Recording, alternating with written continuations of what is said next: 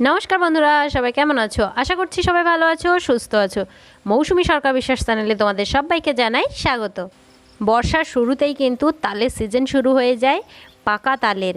আর এই পাকা তালের কিন্তু বড়া খেতে অধিকাংশ বাঙালি খুবই পছন্দ করে। প্রায় 90% বাঙালি কিন্তু এই পাকা তালের বড়া খেতে খুবই পছন্দ করে। তাই সেই বড়ার রেসিপি নিয়ে আজ আমি তোমাদের সাথে চলে এসেছি। ভেতর থেকে নরম আর বাইরে থেকে ক্রিস্পি, এইভাবে এই বড়াগুলো বানানোর একদম সিক্রেট টিপস তোমাদের সাথে আজ আমি শেয়ার করব। তার জন্য এখানে একটা তাল নিয়ে নিয়েছি, আর এই তালটা কিন্তু গাছ থেকে পড়েছে সবে মাত্র। আমি গুঁড়িয়ে নিয়ে এসেছি, সেটা ভিডিও করে তোমাদের দেখাতে পারিনি। তবে তালটাকে ধুয়ে ভালো করে পরিষ্কার করে নিয়েছি, আর তালটাকে আমি ভালো করে ছাড়িয়ে নিচ্ছি। তালটাকে খুব ভালোভাবে ছাড়িয়ে নেওয়ার পর আমি তালটাকে ভাগ করে নেব। আর যে আটিগুলো আছে তার মধ্যে একদম সামান্য পরিমাণে 2 থেকে 3 চামচ পরিমাণে জল দিয়ে আমি একটু মেখে নেব। তারপর একটা গ্রেটারের সাহায্যে এইভাবে আমি একটু ঘষে নেব। এতে করে তালের পাল্পগুলো কিন্তু নিচে পড়ে যাবে। আর এইভাবে করলে দেখো তালের পাল্পটা কতটা গাঢ় হয়েছে, তোমরা কিন্তু দেখেই বুঝতে পারছো। তোমরা চাইলে বেশি পরিমাণে জল দিয়ে এই তালের পাল্পটা কিন্তু বার করে নিতে পারো। আর যদি তালটা তেতো হয় সেক্ষেত্রে একটা সুতের কাপড়ে বেঁধে তালটাকে আধ ঘন্টার জন্য ঝুলিয়ে রাখলে তালের যে তেতো জলটা সেটা পড়ে যাবে, তালটা তখন কিন্তু মিষ্টি লাগবে।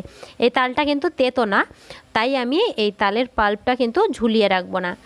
পুরো তালের পাল্পটা আমি বার করে নিয়েছি, আর এখানে একটা সুতের কাপড় নিয়েছি। কাপড়ের মধ্যে এই তালের পাল্পটা দিয়ে আমি একটু ছেঁকে নেব, কারণ এই তালের মধ্যে কিন্তু একটা চুলচুল ভাব থাকে, সেটা আমরা এই কাপড় দিয়ে ছেঁকে নিলে কিন্তু তালের মধ্যে আর পড়বে না। তখন তালের বড়াটা কিন্তু খেতে বেশি ভালো লাগবে। আর যদি এই চুলচুল ভাবটা তালের বড়ার মধ্যে থাকে তখন কিন্তু অনেকের পেট খারাপ করতেও পারে। তোমরা চাইলে এটা একটা সুতের কাপড় বা যে কোনো একটা নেটের কোনো কিছুর সাহায্যে কিন্তু এটা চেপে নিতে পারো। এইভাবে তালের পাল্পটা আমি পুরোটা ছেঁকে বার করে নিচ্ছি। যারা নতুন তারা কিন্তু তালের বড়া করতে গেলে অনেক সমস্যার মধ্যে পড়ে, তো সেই সব সমস্যাগুলোর সমাধান করব আমি আজকে এই ভিডিওতে।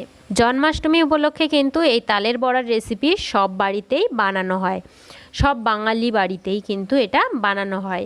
তো এইভাবে এই তালের বড়াটা কিন্তু বানালে খুব টেস্টি হয়, আর খেতেও কিন্তু খুবই ভালো লাগে। আর এই তালের পাল্পটা দেখো কতটা ঘন হয়েছে, তোমরা কিন্তু দেখে বুঝতে পারছো। তালের পাল্পটা তো বার করে নিলাম, এবার আমরা বড়া বানাবো। তো এই তালের পাল্পের মধ্যে আমি দিয়ে দিচ্ছি 1 হাতা পরিমাণে ময়দা। তোমরা চাইলে একটা ছোট বাটির মাপেও করতে পারো, ছোট যে বাটিগুলো হয় সেই বাটির 1 বাটি পরিমাণে ময়দা। আর এখানে দিয়ে দিচ্ছি 1 হাতার আর একটু বেশি আমি চালের গুঁড়ো। এখানে গোবিন্দভোগ আতপ চালের গুঁড়োটা আমি ব্যবহার করেছি, তোমরা চাইলে এখানে যে কোনো আতপ চালের গুঁড়োই ব্যবহার করতে পারো। আর দিয়ে দিচ্ছি চিনি। যেহেতু তালটা আমাদের মিষ্টি, তেতো না, তাই কিন্তু আমি এখানে 1.5 হাতা পরিমাণে চিনি দিয়েছি। তোমরা চাইলে চিনি বা ময়দা আর চালের গুঁড়োটা এটা কম বেশি পরিমাণে নিতে পারো। এর মধ্যে সুজিটাও ব্যবহার করতে পারো, আমি সুজি ব্যবহার করছি না। আর দিয়ে দিচ্ছি 1 চিমটির একটু বেশি লবণ। আমি কিন্তু এখানে চালের গুঁড়ির পরিমাণটা বেশি দিয়েছি আর ময়দার পরিমাণটা কম দিয়েছি। এবার তালের সাথে খুব ভালোভাবে এটাকে আমাদের মেখে নিতে হবে। প্রথম দিকে মাখতে গেলে দেখবে একটু ঘন আছে, কিন্তু চিনিটা যখন গলে যাবে তখন কিন্তু এই মিশ্রণটা অনেকটা পাতলা হয়ে যাবে। দেখো এইভাবে আমি মেখে নিচ্ছি, আর মিশ্রণটা এখন কিন্তু অনেকটাই পাতলা হয়ে গেছে। আর মিশ্রণটা আমাদের ঠিক এই রকম দরকার। অন্যদিকে আমি একটা কড়াই বসিয়ে দিয়েছি, আর তার মধ্যে দিয়ে দিয়েছি পরিমাণ মতো সাদা তেল। তেলটা খুব ভালোভাবে একটু গরম করে নিয়েছি। এবার আমি হাই ফ্লেমে রেখে এই তালের বড়াগুলো এইভাবে তেলের মধ্যে ছেড়ে দেব। এই সময় কিন্তু অবশ্যই একটা জিনিস খেয়াল রাখতে হবে, হাই ফ্লেমে রেখে তালের বড়াগুলো ছাড়তে হবে।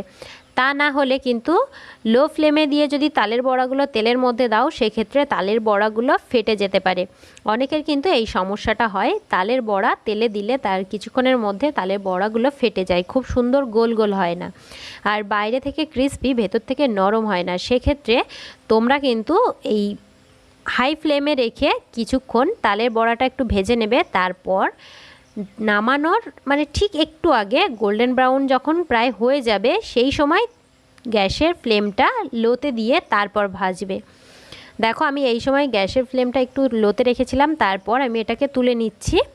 আর যখন আমরা তালের বড়াটা আবার দেব তখন কিন্তু আবার গ্যাসের ফ্লেমটা হাই করে দেবো। এইভাবে আমি সব বড়াগুলো ভেজে নিচ্ছি। আর এই বড়াগুলো ঠিক এই রকমভাবে ভাজতে হবে, গোল্ডেন ব্রাউন করে। এবার আমি একটা প্লেটে তুলে নিচ্ছি। তোমরা চাইলে একটা টিস্যু দিয়ে তারপর এইগুলো তুলতে পারো, তবে এর মধ্যে তেমন একটা তেল নেই, তাই আমি এমনি নর্মালি প্লেটে এটা তুলে নিচ্ছি।